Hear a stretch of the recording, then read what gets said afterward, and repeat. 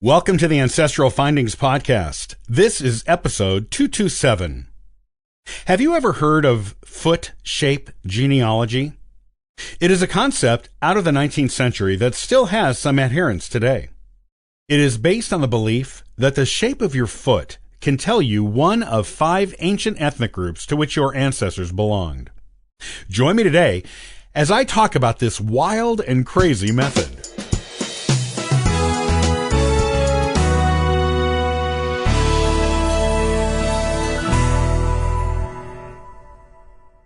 Researching your genealogy is much easier today than in the past.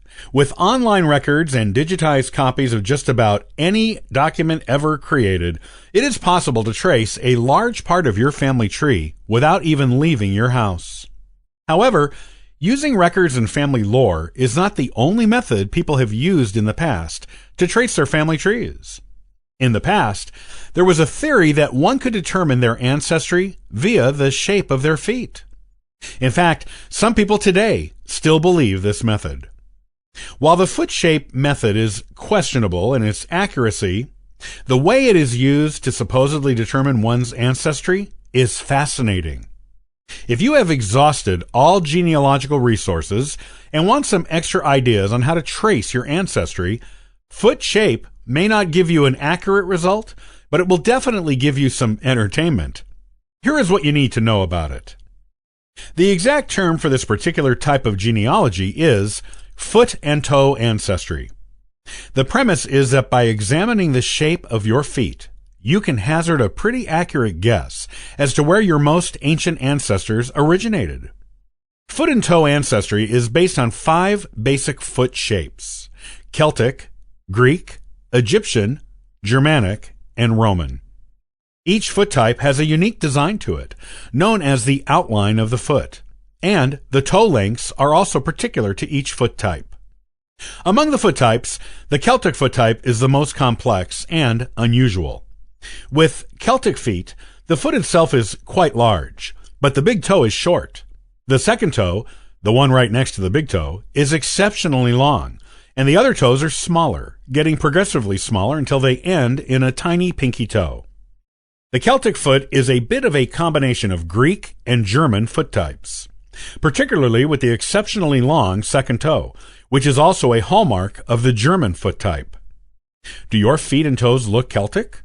Try researching an unknown branch of your family tree if you don't know of any Celtic background, and see if you come up with any Celtic ancestors. Or maybe you have a long big toe, one that is longer than all the other toes. If you do, that is an Egyptian foot. While there is absolutely no scientific data to support the idea that the shape of our toes and feet can tell us anything about our ancestry, there has been research done on toe size and shape in different populations around the world.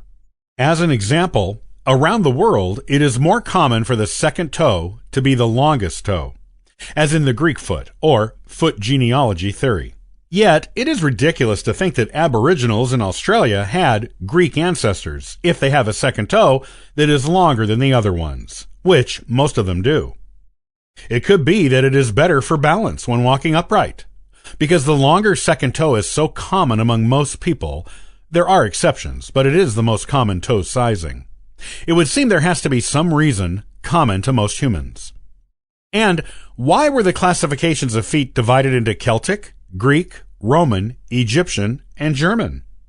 As far as Egyptian, Greek, and Roman feet go, these are the idealized forms of body shapes in classical art. These were the types of art that were revered in the 19th century, when foot shape genealogy first came into vogue. And the corresponding foot shapes do tend to match the foot shapes used in art depicting people of these civilizations. For example, in art from ancient Greece, most people depicted do have foot shapes like the Greek shape in foot genealogy. Interestingly, the Statue of Liberty is a Greek-style sculpture, and it also has the Greek foot shape seen in Greek art and in foot shape genealogy. While the commonality of the classical Greek foot shape in ancient Greek art may indeed mean that the majority of ancient Greeks had this shape of foot, It could also simply mean that foot shape was considered the beauty standard for feet in ancient Greece and was used in art whether most people had the so-called perfect shape or not. There are also the concepts of homogeneous groups of people in the foot-shaped genealogy theory, and these concepts are essentially modern inventions. Beginning in the 19th century, ideas of the German people and the Egyptian people came into vogue, with Westerners looking at these nations as being made up of one type of ethnically homogeneous people. However, it is an erroneous assumption. Germany was a variety of different countries, such as Saxony, Prussia, and Bavaria, until it was united into one nation like Germany, and the ancient Romans knew the German people to be made up of a diverse mix of cultures, all living together or near each other. In fact, the term German is an ancient Roman invention because they looked at the people living in the modern area of Germany as barbarians. So, they lumped them together as Germans, thus dismissing the diverse cultures as one uncivilized group. It was much the same with the ancient Egyptians. Ancient Egypt did have culturally homogeneous Egyptians, but it also had a wide variety of ethnicities and cultures from all over the ancient world living there. As the most technologically advanced and modern of the ancient cities of the Middle East, it attracted immigrants from hundreds and even thousands of miles around.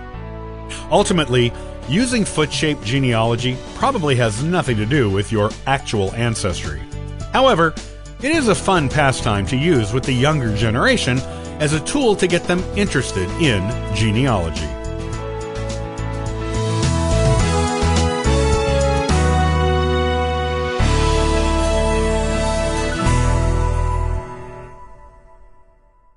Join me the next time and I'll talk about why the French enjoyed much better relations with Native Americans than other European groups when they first came to American shores.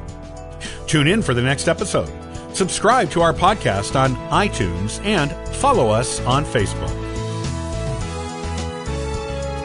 Copyright by Ancestral Findings, all rights reserved.